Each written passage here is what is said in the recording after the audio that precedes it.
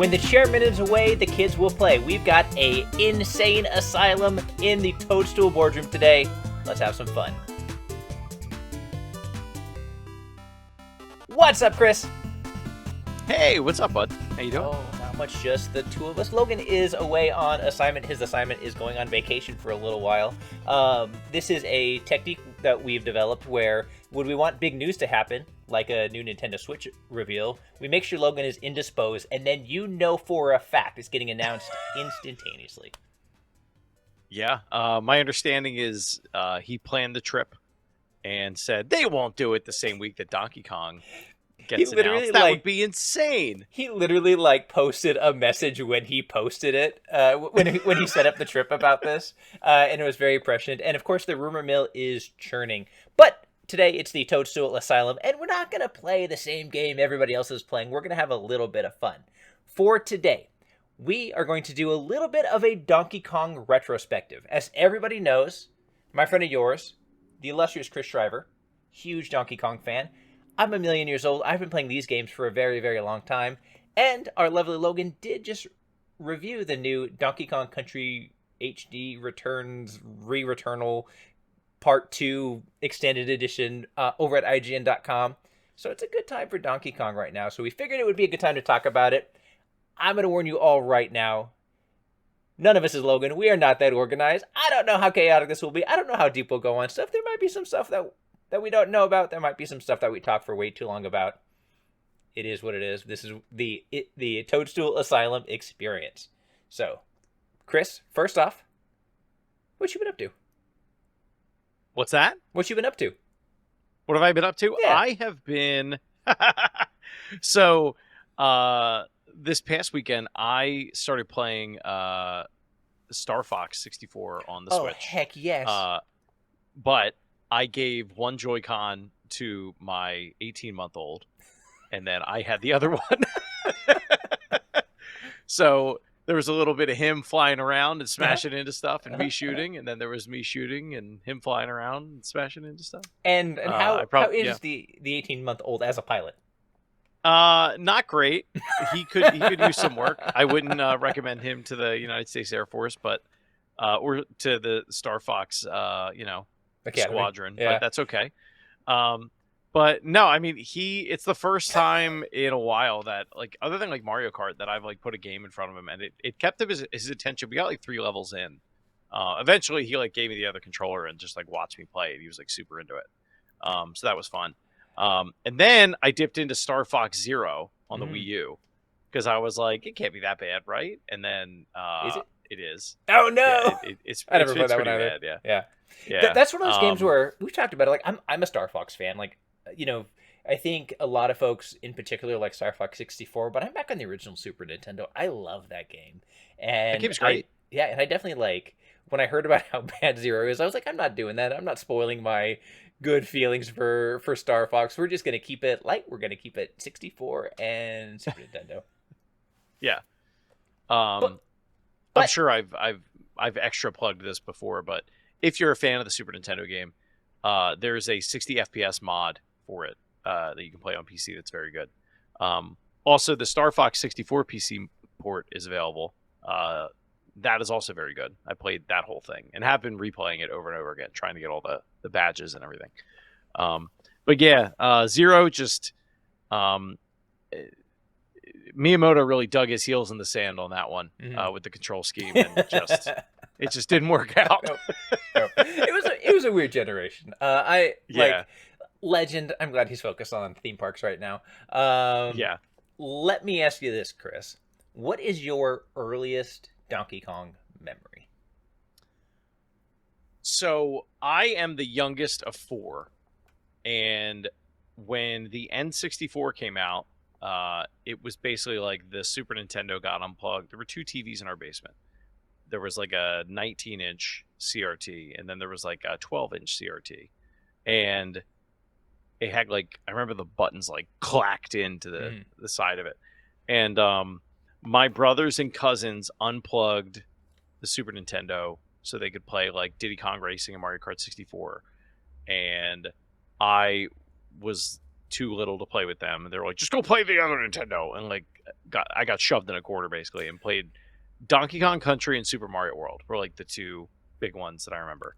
Um, and yeah, just like playing it for literally hours. It's like etched into my memory. I remember what I was wearing, where I was sitting. Like, it is very much a part of my, like, you talk about nostalgic moments in gaming. Like, there aren't many more. It's like that, those two, and then Banjo Kazooie for me are like ones that really stick out.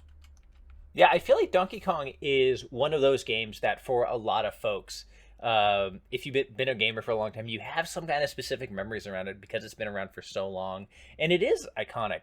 For me, I'm an old man, and so I definitely remember the earliest days of it. And there's two forms of it that I remember playing in the original Donkey Kong. When I was just a tiny bearded Justin and growing up in rural Montana, my mother was a waitress at this like restaurant that had an arcade in it, and they had like the old Donkey Kong arcade cabinets. They had Donkey Kong and Donkey Kong Jr. the originals, Oh wow. and yeah, and so I remember going in and I would get like my little Coca-Cola, and she would like load me up with those like with the cherries, because you know those cherries are the best, They're the and you know best. the little fistful of quarters to keep my brother and I busy, and we would go and we would play those, and they were a lot of fun. We weren't very good at it. We didn't really have the timing muscle memory down. We hadn't really memorized anything other than the first level. Not that there was a ton of levels back then, but we played those a lot and had a really good time. For folks that don't know, Donkey Kong was the Donkey Kong arcade was actually originally meant to be a Popeye game. It was Popeye that was platforming and climbing, and the Kong at the very top was actually Bluto, his arch nemesis. And it's really funny that this got effectively reskinned and delivered some of the most iconic characters in gaming history, not just Donkey Kong, but of course Jumpman, who would go on to, let's say, a little bit of notoriety of his own acclaim. But I'll tell you, Chris, the thing that I always think about when I think of Donkey Kong is I had a friend who had an NES, and they had there's the Donkey Kong collection basically that they had on there. Had Donkey Kong and Donkey Kong Jr. And we would go there and we would just sit in his basement and just play over and over and over again and see who could get the furthest, see who could get the highest score, and it was extremely fun. And I will say I looking back on it, I had sort of started to like whatever the opposite of rose-colored glasses is. I'd kind of started to lose the sheen for how great that Donkey Kong was until I played Nintendo World Championships when it came out this past year, Yeah. and it had Donkey Kong in there. And you know what? Turns out Donkey Kong freaking still rules. Yeah. It is one of, like, I'd put it up there with like Pac-Man and Miss Mhm. Pac-Man, like, as an arcade game that like really has just at its core stood the test of time. Mhm. And there's so many games that have come and gone that you go back and play, like you have very fond memories of, and it's just not there. But just like at its core, Donkey Kong Yeah. just has this staying power. And if you I don't even think it's a nostalgic thing. Like, I think it just is like a good game. Like, if you, as long as you can wrap your head around the way that Jumpman moves. Shout out to um Jumphead. Shout out to Jumphead, cousin of Cuphead. um then I think you'll end up enjoying it for sure. Now, I do think you touched on this a little bit. I do think while we were pretty Donkey Kong adjacent when we were young, for both of us, Super Nintendo though is when Donkey Kong really arrived.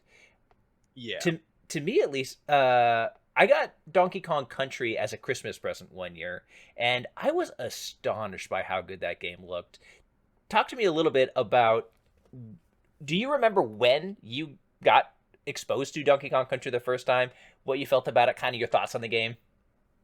I do remember, because, like, again, I was playing it back to back with Mhm. like Super Mario World, and obviously Mario World having like Killer a very combo. flat look to it. Mhm. Obviously both very good looking games just in their own way. Um, but I remember seeing Country, and at the time being like, I don't know, like like thinking it looked like a realistic cartoon, like a Yeah. 3D animation. Even though like those weren't really like a thing back then.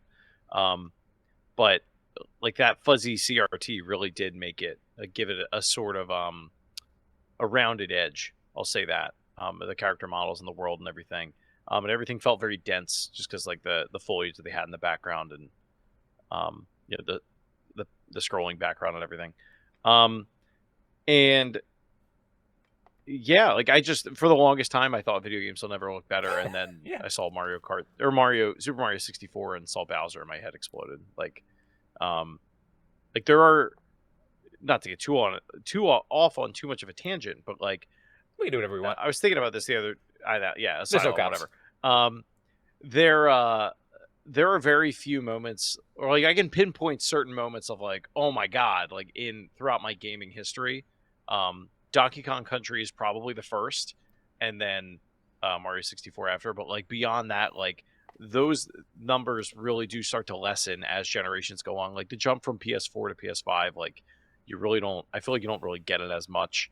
Um, I think there is one from like say a Beat Saber to a Half-Life Alyx, like that VR move, but nothing hit quite as hard as seeing those things for the first time. And it's a shame because I think about like our kids' experiences with video games and like what that's going to look like for them as they grow up. Like how much more can they pull out of these consoles, and how much more realistic can they make it look? Not that that's everything, but it's like I feel like we grew up at a very good time to watch, all of this stuff go through its early awkward teenage years. Yeah, if anything, we saw the digital equivalent of the Industrial Revolution happen right in front of us. And yeah, Yeah. the speed with which we went from the original Donkey Kong to Donkey Kong Country to 64, there's not that many years in between. I mean, if I'm looking at this list right now, the original Donkey Kong, based on the list I'm going off of, so don't debate me if you disagree with these numbers. If you got to come at somebody, come at Chris. The original Donkey Kong was 1981. We were playing Donkey Kong Country in 1994. So about a decade later, you look back on what games came out in 2015. In fact, okay, let's just look at Game of the Year 2015. Sorry if you hear some clicking sounds, right? That was The Witcher 3. You can't tell me that video games today are demonstratively so far ahead of The Better Witcher looking. 3. Yeah, exactly. Yeah. Like, you could download The Witcher 3 on a good rig right now, and it looks spectacular. Now, I will say the trailer for the new one looks really good, but, like, by the same token, like, we're talking about going from really, like 3 levels that just repeated until you broke it, with 2 buttons, to full-on, like, 3D-ish sprite and music and color and momentum, going to exactly the momentum, all these levels and the mine carts and the sad banana horde that you visit every time you boot up, if you're like me and always like stop there to remind yourself what this is all about, multiple characters and all that stuff. Like it is an incredible difference in how much things progressed. And yeah, I think you're totally right. Like it's at least when it comes to video games, things just don't improve that much. What you could get doubling from 8 to 16 bits, so much different from what you get going from a 3090 to a 5090 GPU, for example. It's not the same thing. Ray tracing, cool. Those rays, they're getting traced. Let me ask you this. Of the 3 Donkey Kong Country games, which is your favorite? I mean, for me, I think it's the first one. I know most people would say the second, like, and I think second, like Donkey Kong Country 2, diehards like get mad if that's not your answer. I do think it's purely nostalgic. It's the one that I replay the most often. Like it's comfort food for me. Yeah, that's really the only reason. And well, at that, and like I like playing as Donkey Kong. Like you don't get to in the other 2, which Right. his name's in the game, and you never really get to play as him. Yeah, I feel exactly the same way. I understand that there's a lot of people who say Donkey Kong Country 2 is the best, and I don't have any way to refute that. I'm not going to disagree with that. But you touch on the 2 things that stick out for me. One, playing as Donkey Kong in a Donkey Kong game. I don't know, something about that just seems right. Call me crazy. And I'm the same way. I absolutely have an emotional response to Donkey Kong Country. Like I keep peeking at the monitor over your shoulder so I can see trying to figure out what's going on. And yeah, I have memories of like jumping on the Rhino for the first time and cruising through the first level, which is so brilliantly designed. Like you naturally encounter a wall that has a hidden path in it right away so that they establish that you know that stuff. This is a brilliantly designed video game. I remember like Yeah. how hard the game gets. A lot of the bosses late game are reskins, but they're way, way, way harder versions of the same boss. There's that weird, like, I don't know if it's like an ostrich or a vulture boss, I It forget. comes in from the side. Yeah, exactly. The second time Yeah. fighting him, that was probably the first time I was ever hard stuck in a video game that I banged my head against until I could overcome it. And it felt so victorious. I remember playing that with my brother, and they were so good at, every time you start those encounters, there's a barrel, so there's both of you, and us taking it on and high fight. It was like the moon landing when we beat that boss. It was incredible. Uh, and so, like, yeah, like as good as the other ones are, as cool as some of the other like animals that you get, like the spider's really cool and all these things. And like the second one introduces, is that Dixie or Daisy? That's Daisy, right? Dixie Kong, right? Dixie. Okay, I gotta get my Kong. I don't want to get my Kongs. Yeah, now I gotta get them right. Conflated. Yeah, swaps out Donkey Kong for her. She has a cool like hair twirl move, so it changes the movement in a really interesting way. That's really cool. Third one dumps Diddy Kong 2 and brings in whatever the baby Kong is. I forget. I can't remember. Yeah, and I will say at that point for me they did kind of lose the sauce. But like it was a good generation. I would say the Super Nintendo in general, good time to be into the Donkey Kong series. Yeah, what is this guy's name? It's gonna bother me. Kitty Kong. Yeah, the third one. That's what I have playing in the background now. Like I don't think I've played the third one since I was a kid. Yeah. And I think it's just because the internet has told me time and time again how bad that game is. I think like looking at it now, I'm like I should revisit it at some point. I can't imagine it's as bad as everybody says it is. I think some of the biggest problems people have with it. Are the composer is not David Wise, so the music is very like happy and cheerful. It's also just like a more cheerful game, and I think especially Donkey Kong Country 1 like is pretty dark. All Like those bananas are overall. missing. Like just tragic. yeah, all of them. Like what's he gonna eat? Mhm. No, like the tone of that game, Yeah. and I think the music goes along with it. Like it's just very, it's like harrowing is probably a good way to put it. And I think it's continued in the second one. Especially it's like Donkey Kong is kidnapped, right?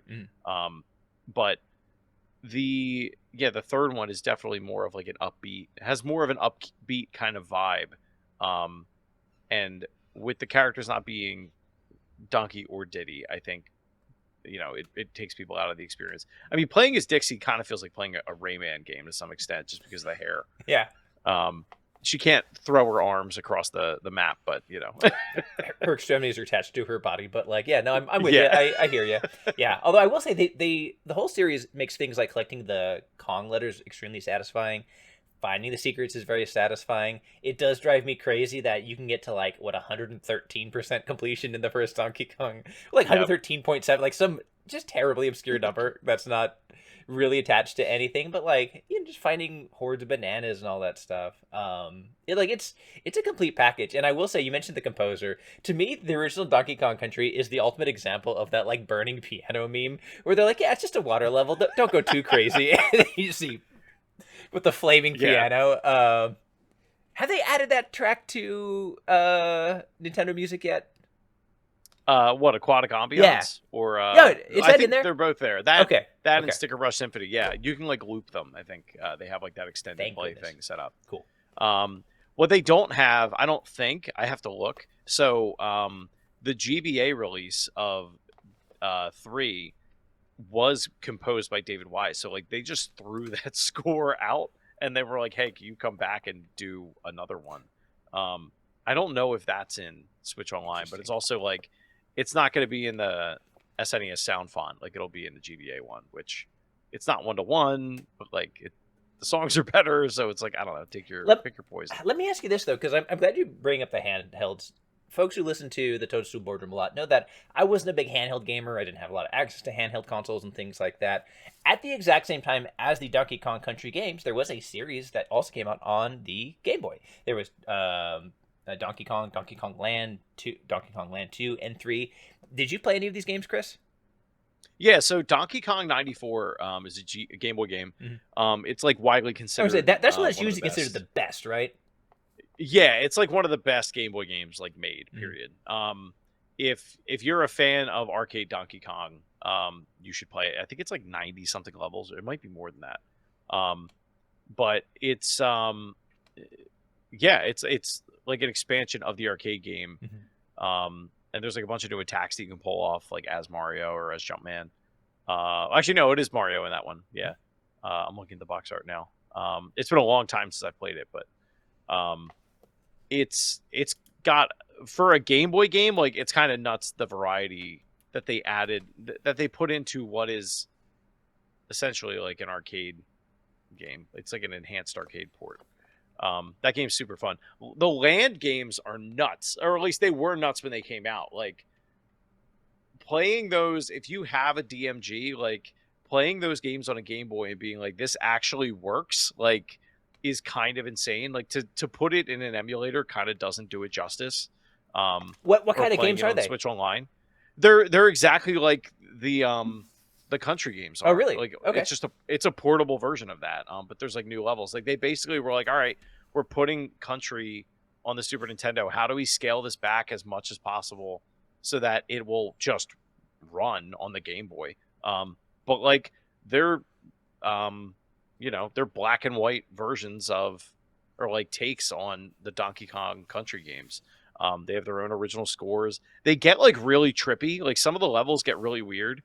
Like, I remember there was one that's like all like cloud based and like just not stuff that you see in Country like at all. I think it's all like original scores and everything like that. Like, they're very like forgotten about. And I think if you put them into Super Game Boy, you get like a color palette. Like, each one is a different color palette. Nice. Yeah. I love the Super No, Game Boy, if you're by the way. What a cool device. Oh yeah, like, it's one of those, I miss stuff like that. Doing the handheld to console conversion that like Nintendo used to do. Having it all together, you lose that, obviously. But no, if you're a fan of the country games, and you have Switch Online, like, I think they're all on there at this point. I know at least the first one is. Definitely worth like just even messing around with. Yeah, To see, just like, as what kind they of were doing a there. like retrospective thing that could be cool to check out. That sounds interesting. Yeah. So 1997, we're skipping ahead to the Nintendo 64 era. The first Donkey Kong game wasn't actually a Donkey Kong game, it was a racing game, Diddy Kong Racing. And I will say, I think you were there for it. Like, there was some debate at that time over what Nintendo's best racing game was on the system. I don't think it was even at that time. I think that debate still goes on today. Like, Diddy Kong Racing, for me, is the best single player racing game like that. That's like platform racing game that's ever come out. Like, my wife would argue it's CTR. She grew up playing CTR, so she's like partial to that, and I get the argument. But a lot of what CTR does came from this game, so like, I'm siding with that. Yeah, I mean, like, the single player mode, it had there were like 5 different worlds. You can unlock a secret one. Spoiler alert. There were bosses in each one. There were hidden characters you could unlock. Like, the amount of content, and then there was a secret co-op mode that, like, if you knew the code, you could just like pop it in, and then you could play the whole single player campaign with a buddy, and like, that wasn't advertised at all. They were just like, yeah, we'll put it in there, and like, maybe they'll find it. Like, just insane stuff in that game. One of those things that just like, like Rare by was on one. osmosis makes its way to playgrounds, and a buddy writes it down on a piece of paper for you. Yep. No, it was just an incredible game. It started out as like, Diddy Kong wasn't supposed to be in it at all, and like, Timber was supposed to be the main character. He's like a little tiger guy. That's why, like, if you look at like Diddy Kong Racing lore, like, it's his island, like, that you're all racing on, because his like parents are away or something. And Yeah, and then Wizpig comes and like tries to take over the island. That's like the big bad guy. Yeah, it's just it's got a lot of different. Like the level themes are really cool. Some of the music in it's wild. There's one song in it that like I didn't hear anything like it until I played Tetris Effect. Um, one of the lava level songs. Like it's if you've never played Diddy Kong Racing, like figure out a way to do it because it's one of my like top 3 on the N64. The thing that to me always made it the coolest game ever when I saw it, like whether I was playing it or at a buddy's house watching them play it, was the multiple vehicles you could choose from, right? Because you had Oh yeah, like you had like your racer, you had the hovercraft, and you had the airplane mode, and the fact that like they were like they moved distinctly, they had distinct physics. You could play against people and be better at one type than the other, and so over a series of races, like it wasn't always clear who was going to be the best. I and also some of the levels you could choose which one Mhm. you wanted to be. Like you could either be in the car or you could be in the plane or the hovercraft. Yeah, it's extremely cool. Had a couple unlockable characters. Also, the first appearance of Banjo. Mm-hmm. Yeah, so that was shortly after. Oh my God, it's going to escape me now. What the Land of Giants game, whatever Banjo originally was. It was like Hero of the Land of Giants or something. The Super Nintendo. Um, that got scrapped, and then they like designed that character model, and they're like, yeah, put him in Diddy Kong Racing, and then he came out on Mhm. N64 a year later, like Yep. his game did. Like I don't even think Kazooie No, was done it's being not a Banjo concept Kazooie. yet. It is Banjo. It is Yeah, it's literally just Banjo. just this big old bear Banjo. But he has the He's backpack. got the backpack though. Exactly. That's what I was gonna Yeah. say. Yes, exactly. Yeah. So this is where he makes his debut. This is also where we get a family friendly Conker before his bad fur day goes into effect. Well, Um, he also is supposed to get a single player, like happy go lucky game. mm-hmm. Oh, did he have one? I feel Yeah. like there was a pre bad He fur had day one on Conker. so there was on the Game Boy Color, there was one Ah, called Conker's Pocket Tales. okay. And then there was one they were making, I forget what the name of it was, but they scrapped it because they said it was too boring and too much like Banjo. And then it became Bad Fur Day. Yeah, so it like listeners or watchers, I guess you're on YouTube. If you want to play actually a weirdly important game in video game history, Diddy Kong Racing. Yeah. Also, great game. However, not the only Donkey Kong game we got on the Nintendo 64. That brings us to a game that I know is near and dear to your heart, and that is Donkey Kong 64. What can you tell us about Donkey Kong 64? I can tell you I've never beaten it. I played this game so much growing up. I thought Lanky Kong was hilarious. I thought Chunky Kong was cool.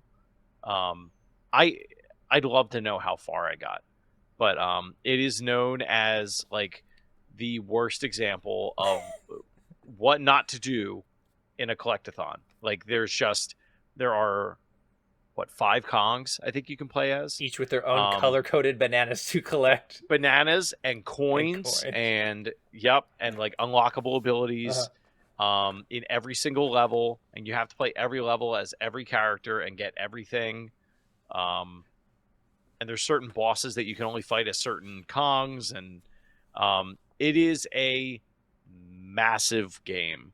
And it is entirely too long. I wish I had the statistics in front of me of like how many bananas you have to collect and how many coins you have to collect. I'm Like, sure it's ridiculous. if you tried 100% it, it's just so not worth it. To me, at least.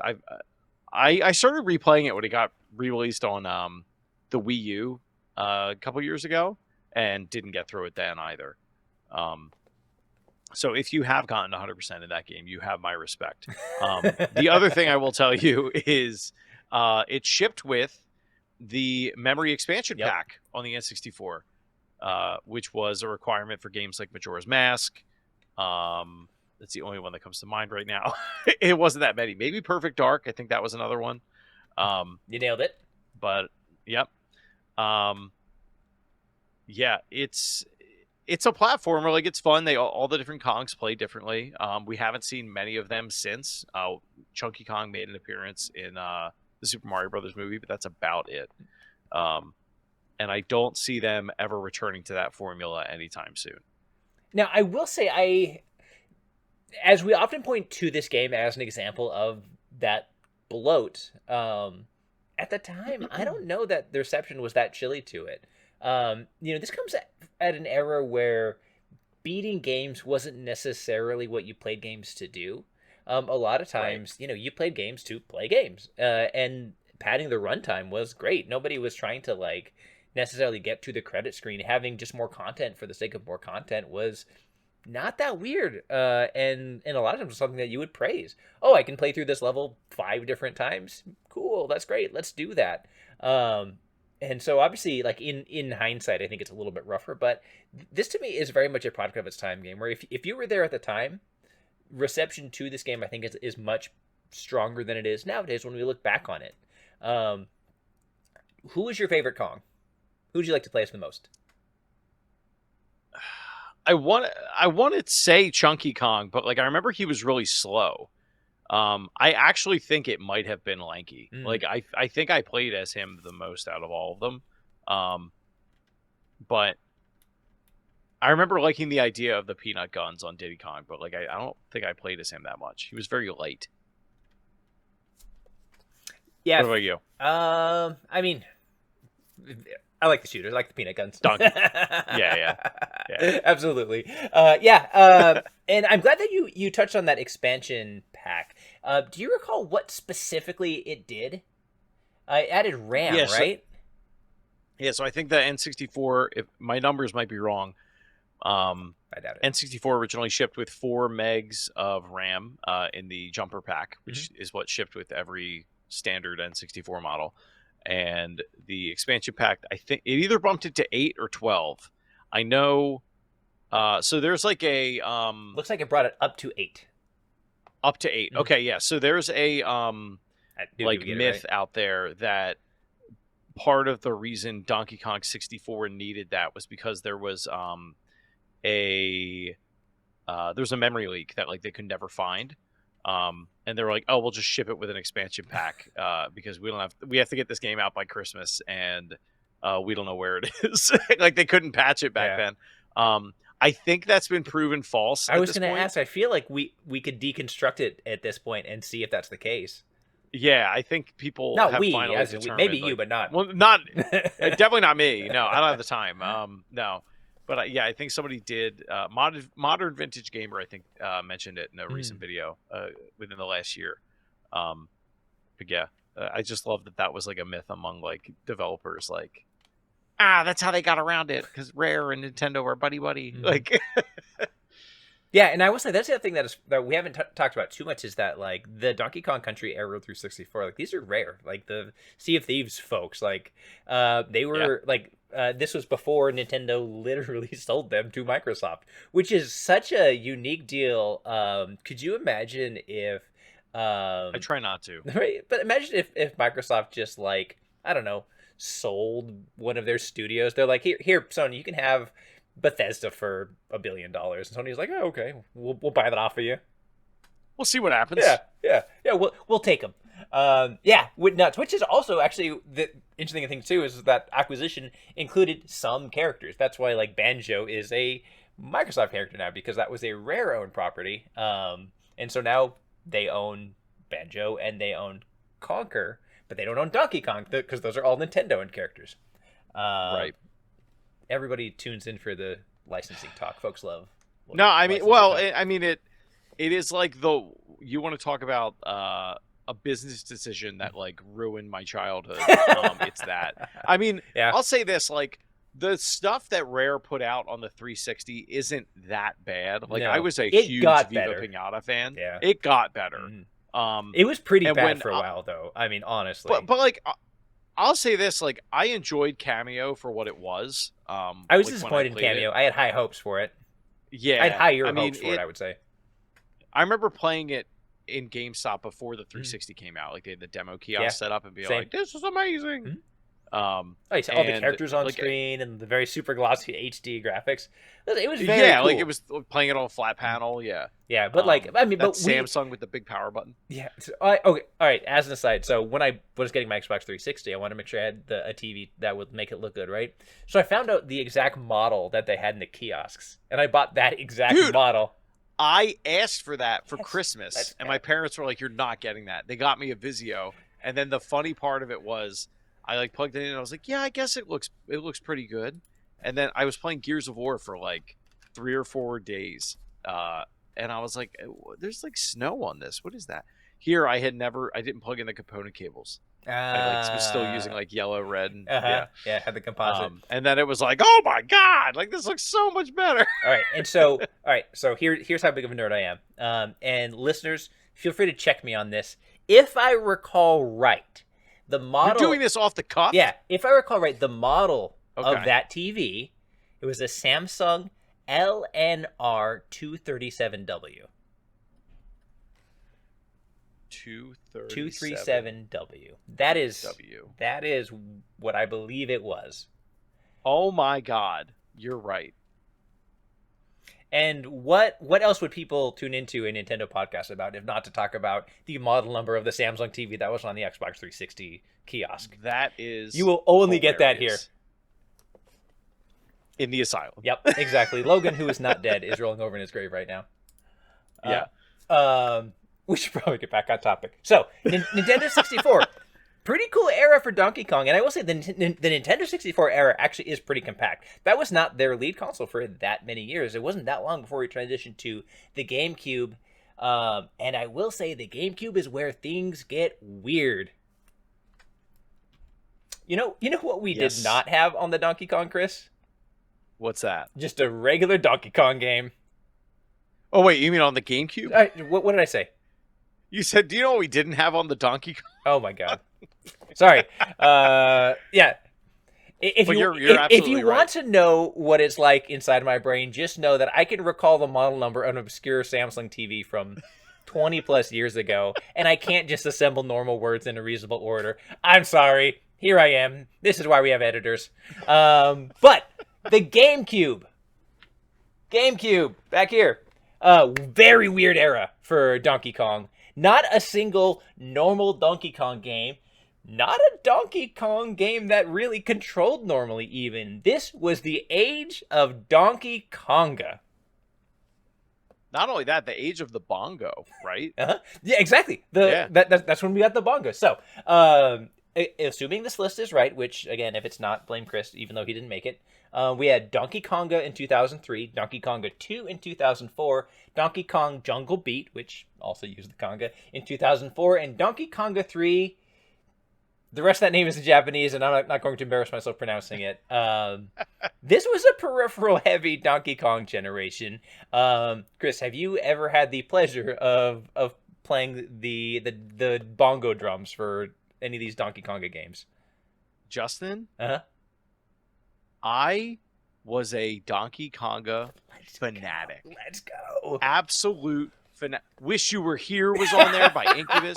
Trapped was on there. Oh my god. Sing Sing with a Swing was on there. Is there anything more 2003 than playing Incubus on your Donkey Kongas? Oh yeah.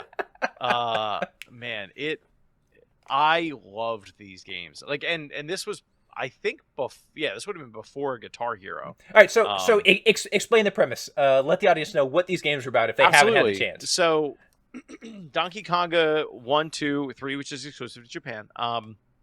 You have a set of bongo controllers, and if you're familiar with Taiko no Tetsujin, it's pretty similar.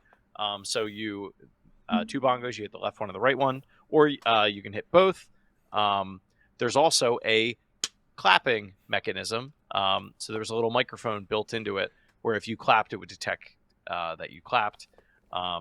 And yeah, it was just a music and rhythm game. It probably had like 30 to 40 tracks on it, if I had to guess. And I played the snot out of this game. Rock Lobster, Stupid Cupid. Like, some of the songs were so bad. But then you got to play, like, Shiny Star. Wow, yeah, no, these are really bad.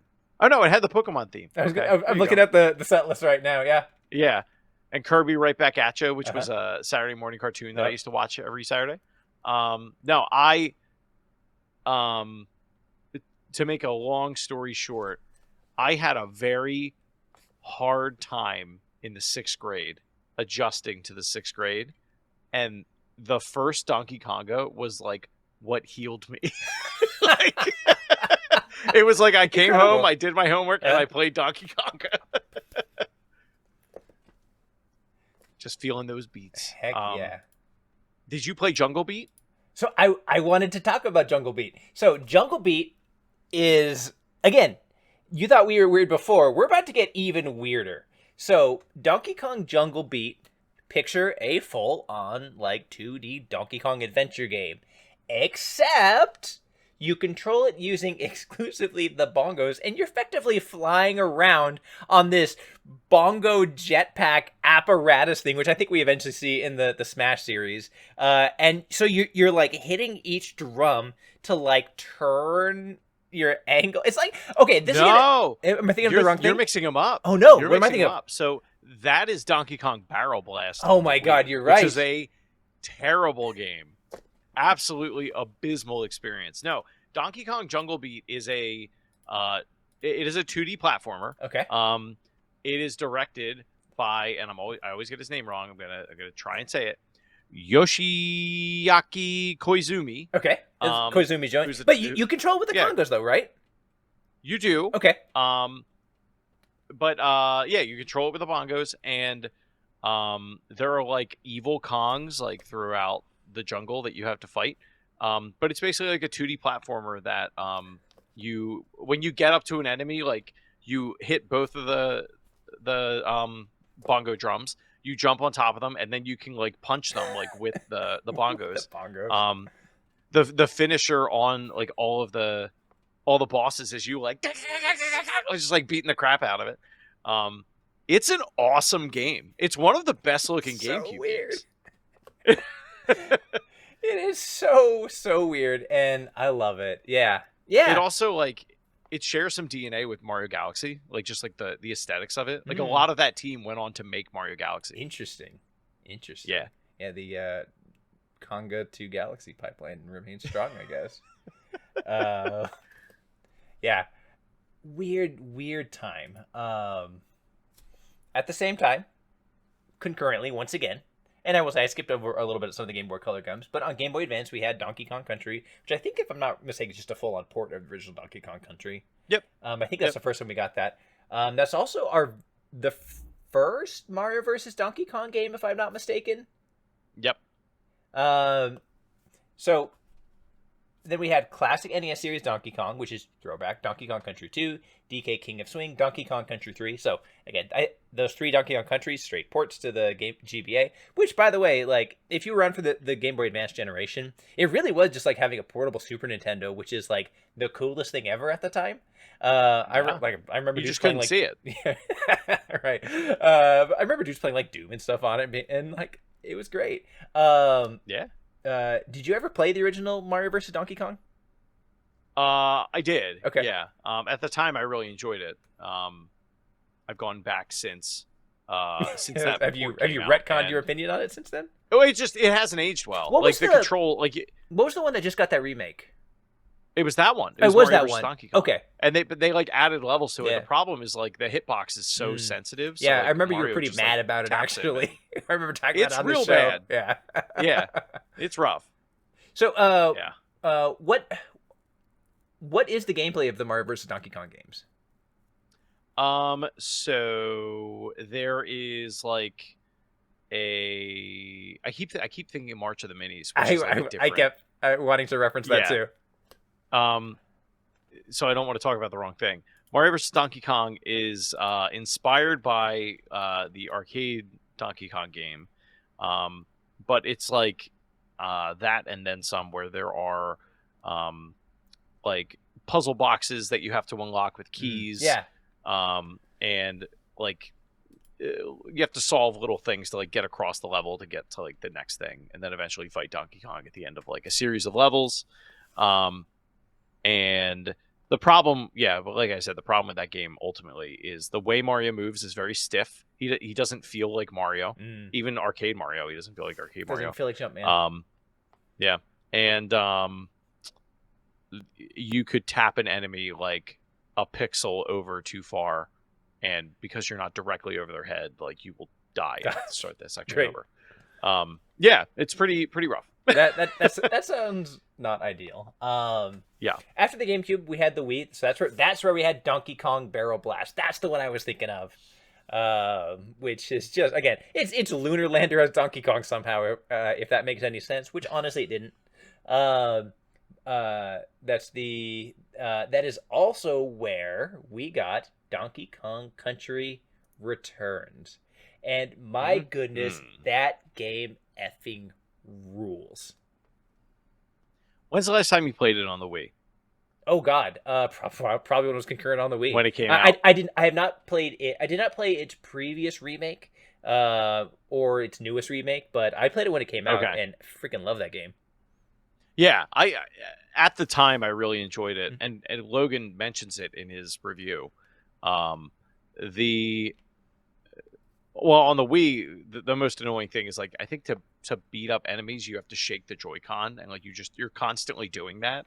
And then which like they fixed in this one, in the Switch port. But blowing on the flowers is like like you constantly have to stop to like check every flower to make sure if you're trying to 100%. If you want to be a completionist, absolutely, yeah. You literally have to like stop and blow on them.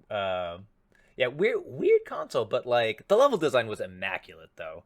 It's an incredible game. Yeah, I mean, it like that absolutely brilliant. Looks spectacular too.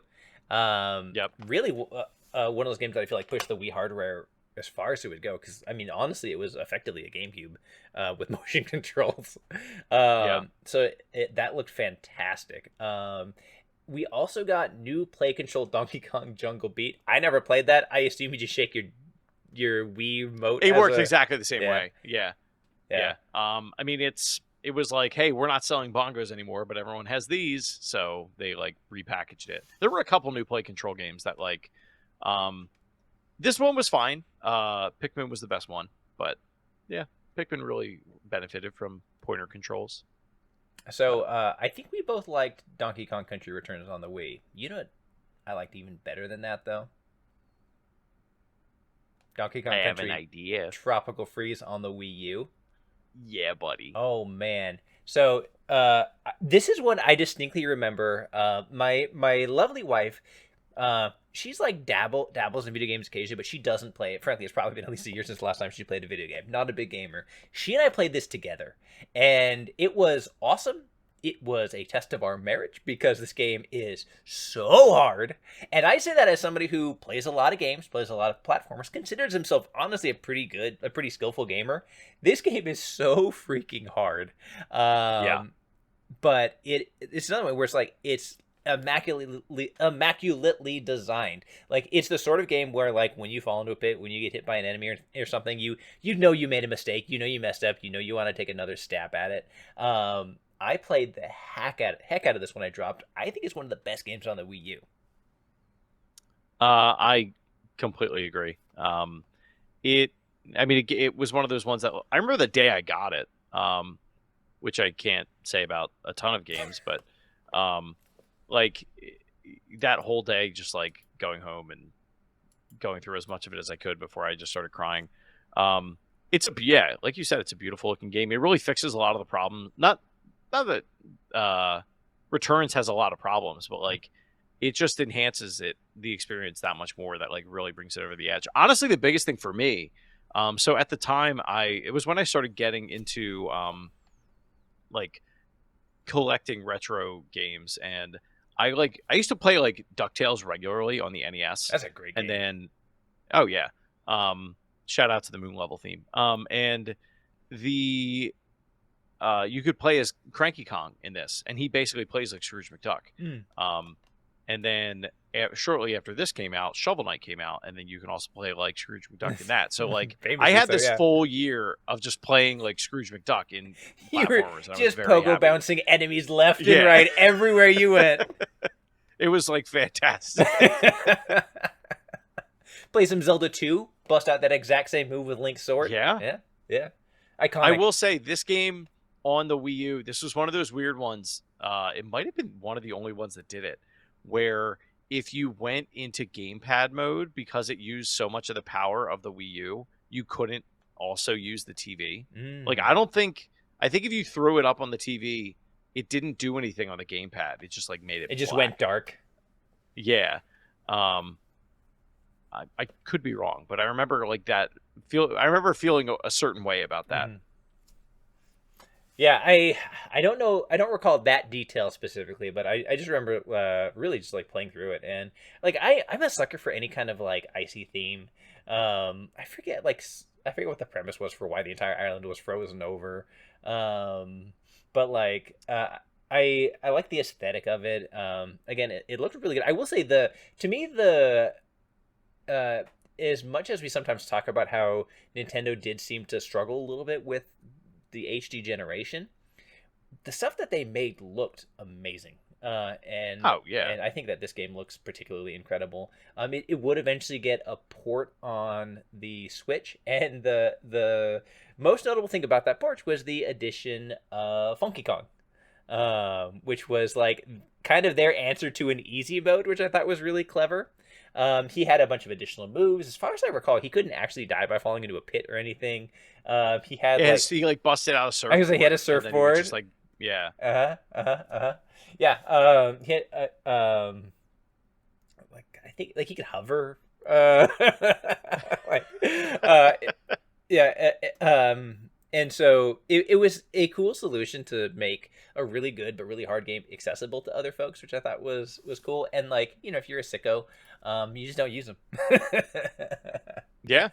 um, Yeah, I remember when that port came out, my wife was playing it as Funky Kong mhm. and got through the whole game like pretty quickly and like kept coming back to be like, how far are you now? Because I was like playing as Donkey Kong. She was like, are you kidding me? You're all here? I'm like, yeah. Because I'm like able to die a Right. lot, even though you get a ridiculous amount of lives in that game. Mhm. But it's because they know you're going to use them. They know you are going to use every one of them. Yeah, yeah, no, for sure. I kind of want to play that again. That actually, let's talk about that a little bit. So the Switch generation, the current generation, at least as of I don't know 6 o'clock on Tuesday. We'll see if that changes anytime soon. The current generation's been a port generation, right? Yeah. We had and I think port is probably the most accurate way to describe what they did with Donkey Kong Country Tropical Freeze, rather than like a remake Yeah. or anything like that. The addition of Funky Kong notwithstanding, it is largely the same game on Yeah. hardware that's not demonstratively more powerful, really. We had Mario vs. Donkey Kong, which we talked about, which came out last year, which you did not love. And then just now, we are getting Donkey Kong Country Returns HD for the third time. And I will say, I'm pretty excited about that one. Logan, his review just went up on IGN.com, and listeners of the show know that, like, Logan doesn't give Donkey Kong a pass. He's hard on some of the games, but he also appreciates the good ones, and he gave it an 8. It was which is pretty much right in keeping with the 9 it originally got. Has a lot of great things to say about it as a port, as it's just timeless design. Check out his review. Watch the video version if you can. Watch it 5 times so he gets extra clicks even. But I will say I'm pretty excited about this one. As we talked about, I haven't played it since the original release on the Wii, and I think it is peak design. So I'm gonna jump into this. What about you, Chris? Oh yeah, I my wife was looking for a reason to leave the house today with my son, and I was like, "You can go to GameStop with me, and go to GameStop for me and pre-order Donkey Kong." As a So, so okay, I, but tell the audience why you want to pre-order at ah, GameStop. so if you do an in-store pre-order of, and if I don't get it, so help me God, if you do an in-store pre-order of Donkey Kong at GameStop, you get a Donkey Kong barrel pen holder, and I have like 3 pens sitting here on my desk and nowhere to put them. And I was like, you know what? I want it. It's adorable and it's practical. Yeah. I could get any mug from upstairs and do the same thing, but I want the barrel. Um, The reason it's a problem is because I also have a pre-ordered at Best Buy. So what I'm probably going to do is take that copy, return it, and then exchange it for either Dragon Quest 3 HD remake or the Final Fantasy Pixel remaster if they have it in stock. Because there's like nothing else really coming out that I'm like dying to get right now. So, yeah, Yeah, all in the name of pen holders. if you're not in the our Discord, consider joining it, because this was a whole saga about Chris agonizing over where to get his copy. I was like, what was great was I was like, am I ridiculous for doing this? And everyone was like, yeah, but like also you do you. Yeah. And I was like, yeah. It was totally ridiculous in the most on-brand Chris Shriver way possible. Oh man! All right, so that brings us to today. Now, I did skip over a couple things. I did touch on a few handheld generations, but on the 3DS we had Donkey Kong Country Returns 3D, Mario and Donkey Kong Minis on the Move, Mario vs Donkey Kong Tipping Stars. Any of these you want to shout out? 3D. Oh, so that was the one thing I wanted to mention about the new port. 3D added some levels that were not in the Wii release. Those are now in this Switch version. So the Switch version is essentially like the most complete version of all of them. Yeah, the definitive version of all of these games. They also changed. There's a little there's one or many, I don't remember, levels where Donkey Kong is holding up a Wiimote. Like it's a statue of him. They switched it to a Joy-Con for this release, which I thought was cute. As far as the 3DS ones go, yeah, other than Returns 3D, which like I remember getting and dipping my toe into, but like I had just played the other one, so I didn't continue playing it.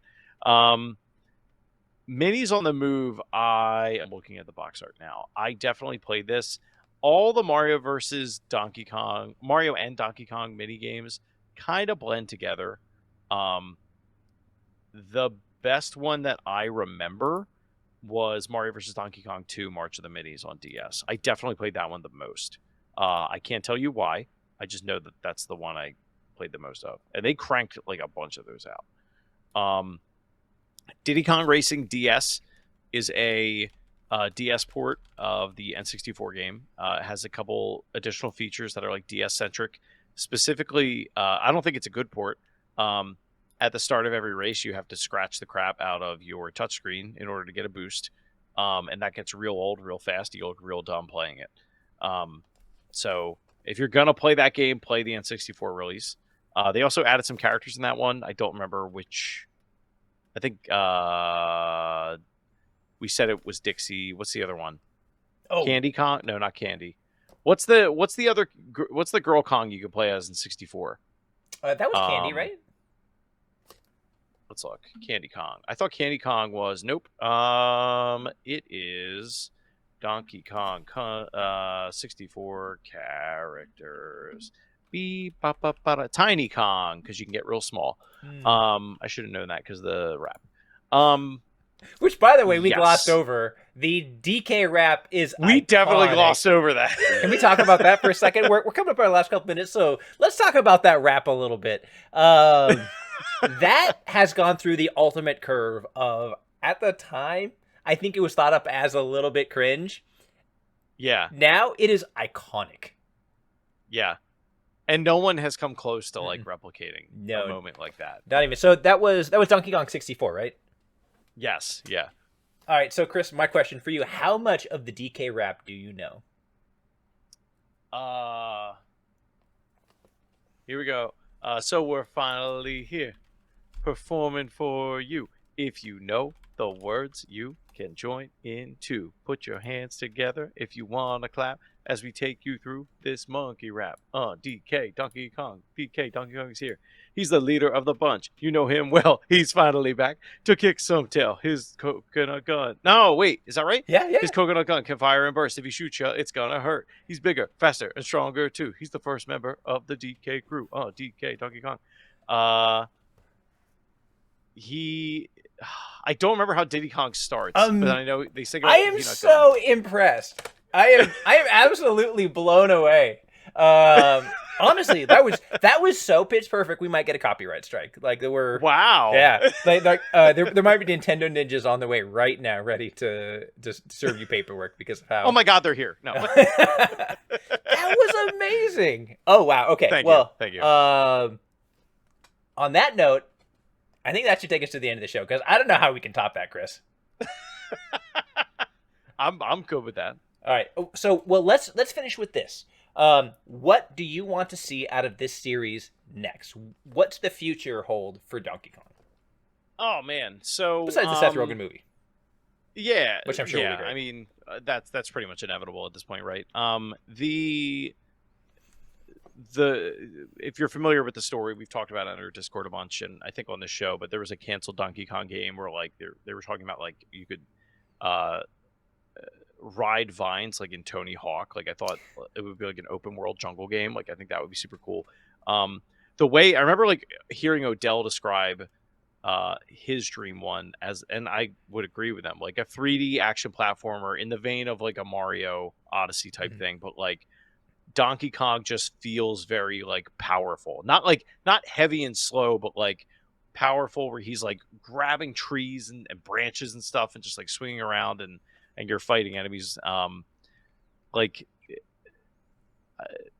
64 feels pretty one dimensional. As far as like they have a certain move set, but like the momentum doesn't really back it up, and like the camera doesn't move, and like there's certain effects that just weren't there. I think if they were going to make a 3D Donkey Kong game now, it could be something really, really great if they get the right studio to do it. Like I'm imagining like the Peter Jackson's King Kong, the way that the Kong levels felt in that game, just like kind of going around and smashing into stuff. Obviously at a smaller scale, but yeah, I mean, and legally distinct. I want, yeah. So enough confusion with that. Yeah, I want them to do something though, and I don't want it to be more of like I don't want the minis. I don't want arcade stuff at this point. Like I want a action adventure, like platformer. It's been a lot of thing. offshoots and remakes, that's for sure. Yeah, I wouldn't hate them giving it a like brand new 2D adventure, a la the Donkey Kong Country games.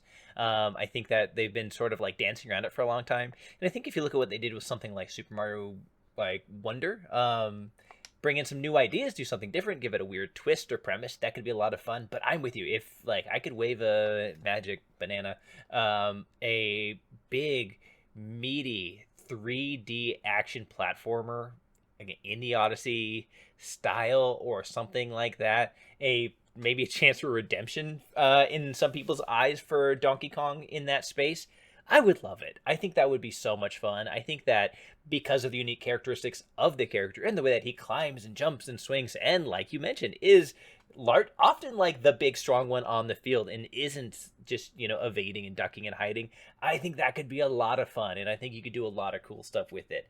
The one other thing I would love to see, and I don't know if it's ever going to happen because of how successful Mario Kart is, but a return to Diddy Kong Racing. That would be, I mean, spectacular. I go to bed every night wishing for that and ask Santa every year for a new Diddy Kong Racing. I'll take a Switch, the Switch online port at this point, just so more people get exposed to it. Diddy Kong Racing HD would be just fine. I would have no complaints about that. Oh, so that's actually one thing we didn't talk about. If you want to look at any lost game footage, look up Donkey Kong Racing. There is a trailer for it out there. It was supposed to be a GameCube game. Yeah, that they showed off at Space World, and never happened. Then the acquisition, of Rare to Microsoft happened, so they had to stop making it. But we almost had another Diddy Kong Racing type game, and you were gonna ride like animals, like the swordfish and Rami and all. I was gonna say Rami the rhinoceros and all that. Yep. Yeah. But that got scrapped. Yeah. But thanks, Microsoft. Yeah. Sorry, we got Sea of Thieves eventually. Well, Chris, I think that's going to do it. I think so. That brings us to the end. So, in the words of Logan, that'll do it for another episode of the Toadstool Boardroom, or in this case, the Toadstool Asylum. Chris, what are you up to? Where can people find you? I'm redoing my kitchen. You can find me at Shrines. You can find you at Home Depot. Yeah, you can find me at your nearest Lowe's, cursing at the cost of lumber, Right? and trying to pick out the best pieces.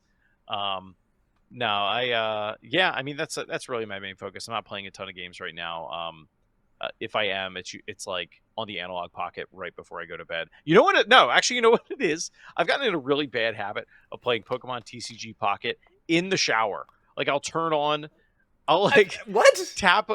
I'll like start like solo battles in the shower, and then I hit auto, and then just let's let it ride. Let's see what happens.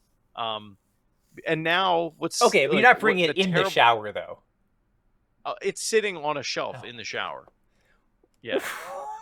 And then I dry off my hand, and I'm like boop boop, and then I start a new match. Yeah, it's like a really bad. I have a problem. You do. Please help me. Yeah. All right. If you find Shrive, send help. As far as I'm going, by the time you listen to this, you might see one or two character guides to some of the two new members of the Fantastic Four and Marvel Rivals over on IGN.com. I've been working on those videos, hammering those home. I will say The Invisible Woman and Mr. Fantastic are both really fun to play, really unique characters that do take a little bit of finagling to master. So check those out. I hope if we do get a new Nintendo console Rivals comes to that, because it's awesome. You can find Logan's review for Donkey Kong Country Returns HD over on IGN.com, so check that out, and then make a whole bunch of playlists, because that makes him happy. On that note, I have to get back to playing Logan's copy of Animal Crossing New Leaf while he's away. We will see you next time right here in the Toadstool Asylum.